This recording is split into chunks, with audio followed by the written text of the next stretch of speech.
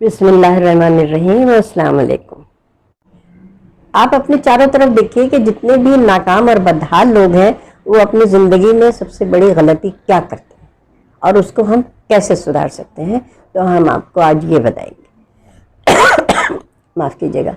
तो उसमें ये हम जब वीडियोस बनाते हैं तो कुछ तो हम टॉपिक्स खुद सेलेक्ट करते हैं और कुछ हमारे पास रिक्वेस्ट्स आती हैं कि आप इस मौजू पे या इस टॉपिक पे वीडियो बनाइए।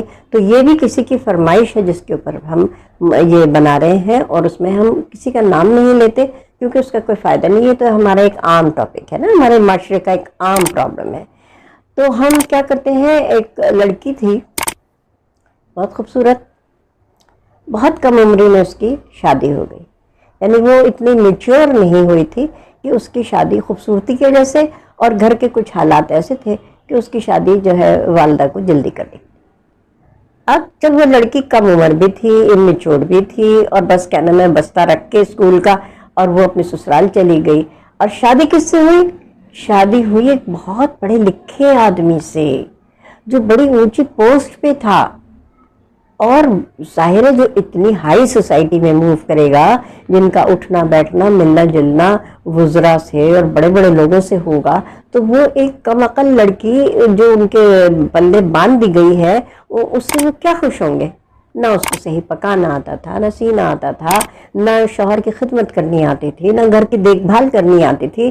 तो वो ससुराल के भी तानों में और रहती थी कि तुम्हें तो ये भी नहीं आता, तुम क्या कर रही हो, तुम्हें तो ये पकाना भी नहीं आता, तुम्हें तो वो करना भी नहीं आता।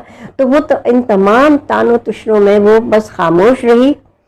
लेकिन ये याद रखिए कि वो लड़की थी बहुत अक्लमंद। बाकी इसमें जो कमियां थी वो तो थी, लेकिन उसको अल्लाह ने दानिश और समझ और शुक्र और सब्र की नेमतों से बहुत नवाजा था। तो वो लड़की जो है वो औलाद भी हो गई। अब औलाद हो गई तो और मजीद शौहर की नज़रों से गिर गई कि वो तो हर वक्त अपने बच्चे में भी लगी रही, घर की भी जिम्मेदारियां कर रही है, ससुराल वालों की भी देखभाल कर रही है। बस वो खिदमत खिदमत खिदमत और अपनी तकलीफ और दिलगिरी और ये सब। लेकिन उस लड़की ने क्या किया, हिम्मत नहीं हारी। उसने अपनी पर्सनैलिटी, अपनी शख्सियत को निखारा। निखारा कैसे कि जब उसके बच्चे ज़रा बड़े हुए तो उसने दाखिला लिया, उसने अपनी तालीम जो है वो जारी रखी, और जो मैट्रिक करके आई थी उसने एमए तक कर लिया और वो लेक्चरर भी सिलेक्ट हो गई। फिर उसने अपनी पर्सनैलिटी का मेक ओवर, आपने सुना है ना टीवी में हम देखते हैं कि जी शख्सियत की मेक ओवर कर देते हैं, उनको ड्रेसिंग कैसे करनी है, उनको चलना कैसे है, उन्हें बैठना कैसे है, तमाम चीज़ें वो भी उसने सीख ली। और घर की जो है सजावट, वो जब जाती थी दूसरे घरों में जाके देखती थी कभी, तो उसको अंदाजा होता था कि चीज़ें तो मेरे पास भी घर में है, लेकिन मैंने उनको इतने सलीके से नहीं रखा, मैंने उनको इतनी सफाई से नहीं रखा, डस्ट भी है, धूल भी है, और मैं चीज़ों की कदर नहीं करती। और दूसरी ख़वातीन के घर इतना कुछ नहीं है जितना कि मेरे पास है, लेकिन उनके यहाँ सलीका बहुत है। तो उसमें सलीका नहीं था, उसने देख देख के सलीका भी सीख लिया।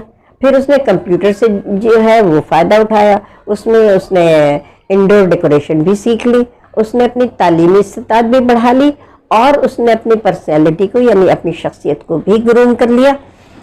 बोलना भी सीख लिया, इंग्लिश भी बोलने लगी, और उसका जो ज़ौक़ था वो भी बेहतर से बेहतर होता चला गया। कपड़ों की उसमें सजावट में, कपड़ों के पहनने में, कपड़ों के सिलेक्शन में। और वो तो ऐसी हो गई कि उसके तो शौहर की, जाहिर है जब घर में शौहर है नज़र तो पड़ती है ना, मुंह से बोले या ना बोले हर चीज़ ऑब्जर्व तो करते हैं। तो वो देख रहे थे कि उनकी बीवी में इतनी मुस्बत तब्दीलियाँ आ रही हैं। और उस लड़की ने कभी अपने शौहर से शिकायत नहीं की, ना अपनी ससुराल से शिकायत की, लेकिन वो अपने आप को बेहतर करती चली गई। इतना बेहतर उसने अपने आप को कर लिया कि अब शौहर उसकी पसंद के बगैर कोई कपड़ा नहीं जेब तन करते। कहीं उन्हें तकरीब में जाना है, बड़ी से बड़ी पार्टी में भी जाना है, तो वो अपनी बेगम से कहते हैं कि भाई तुम मुझे सूट निकाल के दो, मुझे कौन सा सूट पहनना है, कौन सा लिबास पहनना है, कौन से जूते पहनने हैं, कौन सी टाई पहननी है। तमाम चीज़ें, छोटी से छोटी चीज़ से लेकर सर से लेकर पैर तक हर चीज़ जो उनको वहाँ पे लिबास जेब तन करके जानी होती है, वो अपनी बीवी से मशवरा किए बगैर नहीं जाते। और जो बड़ी बड़ी दावतें होती हैं, पार्टीज होती हैं, जहाँ पे कि वो अपनी बेइज्जती समझा करते थे अपनी बीवी को ले जाना, वहाँ वो फख्र से लेके जाते हैं, क्योंकि बीवी को बोलना भी आ गया, पहनना ओढ़ना भी आ गया, चलना उठना बैठना और खाने पीने का सलीका भी, दावतों में खाने पीने का भी तो सलीका होता है ना। छुरी कांटा हर एक औरत इस्तेमाल नहीं कर सकती, घरेलू औरत जो है।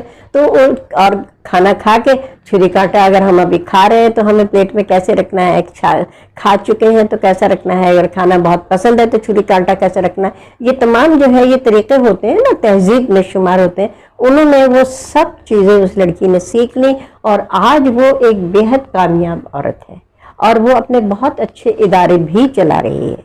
तो आप ये देखिए कि उस लड़की ने ना तो तंज, ताना और शिकायत, शिकवा, बुराई, बेइज्जती, किसी चीज को उसने अपने दिल पे नहीं लिया, बल्कि उसने ये मुसम्मम इरादा कर लिया कि मुझे अपने आप को साबित करना है। मैं लोगों को नहीं बदल सकती, लेकिन मैं खुद तो बदल सकती हूँ ना। उसने अपनी फिगर का भी ख्याल किया, उसने जिम भी ज्वाइन किया। यानी कौन सी चीज थी जो उसने सर से पैर तक अपनी बेहतरनी की? शक्ल तो अल्लाह ताला ने दी थी खूबसूरत, लेकिन खूबसूरत को खूबसूरत बनाना भी तो खूबसूरती होती है ना। तो उसने वो तमाम चीज़ें आजमाई और आज वो बेहद कामयाब ज़िंदगी गुजार रही है।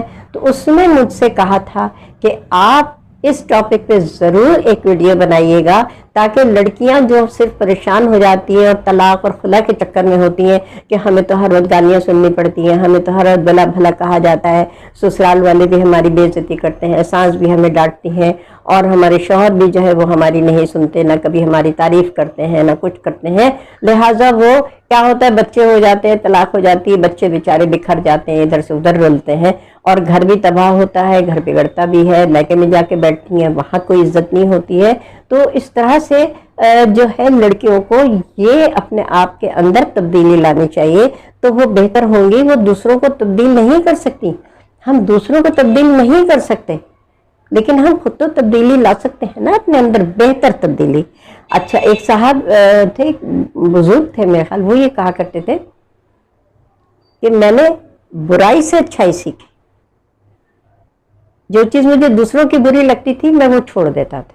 तो ये हमारे अपने इख्तियार में है कि हम अपनी शख्सियत को कितना निखारते हैं, कितना संवारते हैं, कितना रूहानी बनाते हैं, कितने हम इबादत गुजार होते हैं कि हमें कीचड़ जो है, बुराई हमें, कीचड़ नहीं बुराई हमें खुद हमसे दूर हो जाती है ना। शैतान अपने शर से जो है वो पनाह मांगने लगता है और वो हमें कुछ नहीं कहता। तो यही आज का है कि जो भी बदहाल और कमज़ोर इंसान है वो हमेशा दूसरों को मुर्द इल्ज़ाम ठहराते हैं। उसकी वजह से मैं तबाह हो गया, उसकी वजह से मेरा बिजनेस ख़राब हो गया, उसकी वजह से मेरी बीवी घर छोड़ के चली गई, उसकी वजह से मेरे बच्चे जो हैं तालीम में अच्छे नहीं है। खांसी है यार। तो वो हमेशा दूसरों को इल्ज़ाम देते हैं ना कि इसकी वजह से, उसकी वजह से, तुमने ऐसा किया, उसने ऐसा किया। खुद को नहीं देखते कि हमारे अंदर क्या कमजोरी है, हमें अपने आप को कैसे बेहतर करना है। तो वो लोग परेशान रहते हैं जो दूसरों को इल्ज़ाम देते हैं, और वो लोग बहुत कामयाब रहते हैं कि उनके पास वसाइल भी कम होते हैं, सहूलियात भी कम होती हैं, लेकिन वो अल्लाह के शुक्रगुजार बंदे होते हैं और कनात करते हैं।